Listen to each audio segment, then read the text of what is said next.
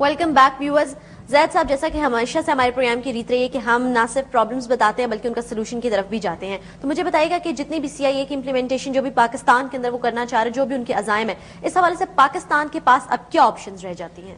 دیکھیے، اللہ کے فضل سے جو بات ہم آپ سے کہہ رہے ہیں کہ یہ جو کرنا چاہتے ہیں کر نہیں پائیں گے. جب ان کا کھیل ایکسپوز کر دیا جائے وقت سے پہلے تو ان کے لیے بھی مصیبت ہو جاتی ہے ان چیزوں کو امپلیمنٹ کرنا. ایک پراپر انالیسس اگر کر دیا جائے، ایک ڈائگنوسس اچھا کر دیا جائے پرابلم کا، پھر سولوشنز نیچرل ہیں، خود بخود ہیں، آسان ہو جاتے ہیں نکالنے. اور ہر پاکستانی کو پتا ہے کہ پھر سولوشنز کیا ہیں، ہمیں کیا امپلیمنٹ کرنا. اگر یہ حکومت اپنے طور طریقے نہیں بدلتی ہے، اگر یہ اسی طرح بیڈ گورننس، کرپشن اور امریکن پالیسی کو امپلیمنٹ کرنے کے ایجنڈے پہ کام کرتی رہے گی، پھر ہم یہی سولوشن نظر آتا ہے کہ ملک میں دوبارہ الیکشنز کرائے جائیں. اگر گو کہ ڈیموکریسی اور جمہوریت کو ہم بالکل نہیں پسند کرتے، لیکن اگر اسی سسٹم کے اندر رہتے ہوئے ہم کیوس اور انارکی بھی نہیں پیدا کرنا چاہتے، ایک دوبارہ الیکشنز کرائیے، لیکن شرط ساتھ یہ لگا دیں کہ آئندہ وہ الیکشن میں حصہ لے سکتا ہے جو اپنی ساری دولت ملک کے اندر لے کر آئے. وہ سیاستدان، وہ پالیٹیشنز جن کی ساری دولت ملک سے باہر ہے، وہ سیاستدان جن کے سارے انٹرسٹ ملک سے باہر ہیں، جو لندن اور دبئی میں بیٹھ کے اس قوم کی قسمت کا فیصلہ کرتے ہیں، ان کو حصہ لینے کی اجازت نہیں ہونی چاہیے. پوری قوم مانیٹر کرے اس بات کو، پورے ادارے ہمارے مانیٹر کریں اس بات کو. اور دوسری بات، کسی غیر ملکی سفارتکار کو، کسی ڈپلومیٹ کو، کسی امریکن ایمبیسی کو، کسی برٹش ایمبیسی کو یہ اجازت نہ ہو کہ الیکشن سے پہلے ہمارے کسی سفارتکار سے ملاقات کرے. یہاں پہ خریدتے بیچتے ہیں ان کو الیکشن سے پہلے. ہمارے وزراء نے حلف نہیں اٹھائے جب تک جا کے پہلے امریکن ایمبیسی سے، امریکن ایمبیسڈر سے، یا ان سے ملاقات نہیں کر لی جا کے. اور دیکھیے، ہم آپ کو ایک مثال دیتے ہیں. چلی میں پینوشے کے دور میں چلی کے حالات بڑے خراب تھے. پینوشے نے امریکہ میں چلی کے بہت زیادہ بچے پڑھا کرتے تھے، یونیورسٹیز میں اعلیٰ تعلیم حاصل کرتے تھے. تو شکاگو میں موسٹلی شکاگو یونیورسٹی کے تھے، تو ان کو شکاگو بوائز کہا جاتا تھا. تو پینوشے نے ان ساروں کو انوائٹ کیا کہ آپ چلی میں آ جائیے. جب وہ سارے اپنی فیملیز کے ساتھ چلی میں آ گئے، ان کو بڑے پرکس دیے، بڑے بینیفٹس دیے، بڑے انعام و کرام دیا، اور ان سے یہ کہا کہ میں تمہیں 5 سال دے رہا ہوں، چلی کی اکانومی کو ٹھیک کرو، چلی کو تم نے ریولوشنائز کرنا ہے اور بالکل ٹھیک کرنا ہے. لیکن شرط صرف ایک ہے، شرط یہ ہے کہ ملک کے اندر تو تم آ چکے ہو، اب باہر نہیں جا سکتے. اور اگر 5 سال کے بعد ملک کے حالات ٹھیک نہیں ہوئے تو تم سب کو بچوں سمیت مار دوں گا میں یہاں. اور حال یہ تھا پھر ان لوگوں کا کہ پاگلوں کی طرح 24 گھنٹے وہ کام کرتے تھے، ملک سے باہر جا نہیں سکتے تھے، اور ملک کو ٹھیک کر دیا انہوں نے. تو کوشچن از کہ اللہ کے فضل سے جو پوٹینشیل ہمارے پاس ہے، جو ریسورسز ہمارے پاس ہیں، جو پاکستان سے محبت کرنے والے لوگ ہیں، راتوں رات ہم ریولوشنائز کر سکتے ہیں اس قوم کو اگر کوئی کرنا چاہے تو. ہمیں بھی کوئی شکاگو بوائز جیسا سٹائل چاہیے کہ ملک کے اندر تم آ گئے ہو، جب تک ڈیلیور نہیں کرو گے تمہیں باہر نہیں جانے دیں گے. عوام پہ سر بہت بڑی رسپانسبلٹی آئے، اور تمہیں ایسٹس ملک سے باہر جمع نہیں کرنے دیں گے ہم. آپ صرف یہ پابندی لگا دیجئے، جب ان کے ایسٹس یہاں پر ہوں گے پھر یہ جان دیں گے اس ملک کے لیے. ابھی کوئی سٹیک نہیں ہے ان لوگوں کا یہاں پہ. دوبارہ الیکشن کی ضرورت ہے، اور ان شرائط کے ساتھ کیجئے، حالات بدل جائیں گے. دوسری بات، ہمیں فوراً سے پیشتر اپنی افغان پالیسی ڈیفائن کرنی ہے. وہ جو پارلیمنٹ نے ڈیسائیڈ نہیں کیا، پارلیمنٹ کے اندر ایک دفعہ پھر سیشن کرو. اگر تم نہیں ڈیسائیڈ کر سکتے ہو اتنی فنڈامنٹل نیشنل سیکیورٹی ایشو کو، پھر تم اس قابل نہیں ہو کہ یہاں حکومت کرو، اس قابل نہیں ہو کہ پارلیمنٹ میں بیٹھو.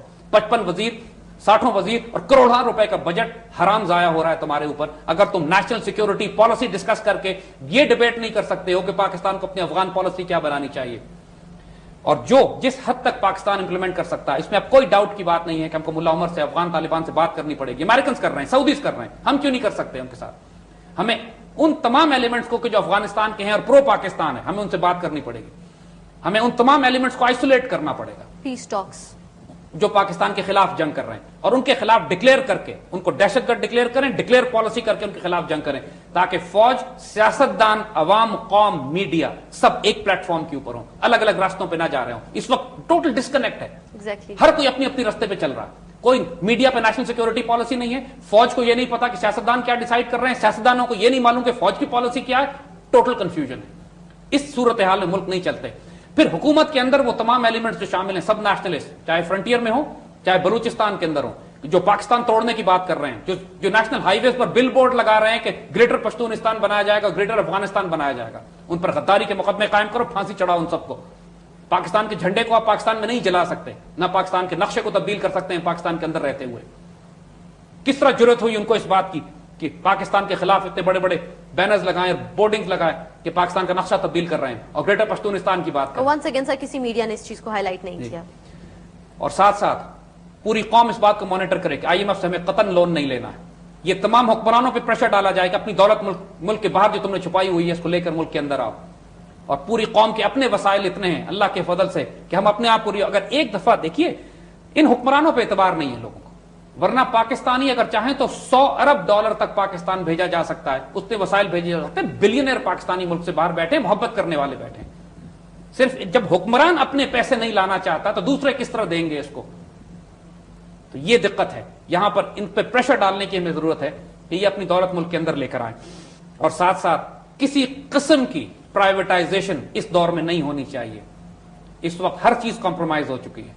जो ये रेट्स लगाएंगे प्राइवेटाइजेशन के, जो चीजों को बेचेंगे, जो हमारे स्ट्रेटेजिक नेशनल एसेट्स इस वक्त बेचने की तैयारी की जा रही है, और जल्दबाजी में, यानी बहुत जल्दी मची हुई है, इसलिए कि अमेरिकन को भी पता है कि हुकूमत का मुस्तकबिल तारीख है 2-4 माह, लिहाजा ये तमाम बड़े बड़े फैसले इसी हुकूमत से करवाना चाहते हैं ताकि आइंदा कोई भी हुकूमत आए तो वो मुकम्मल तौर पर मजबूर हो, मफलूज हो, गुलाम हो।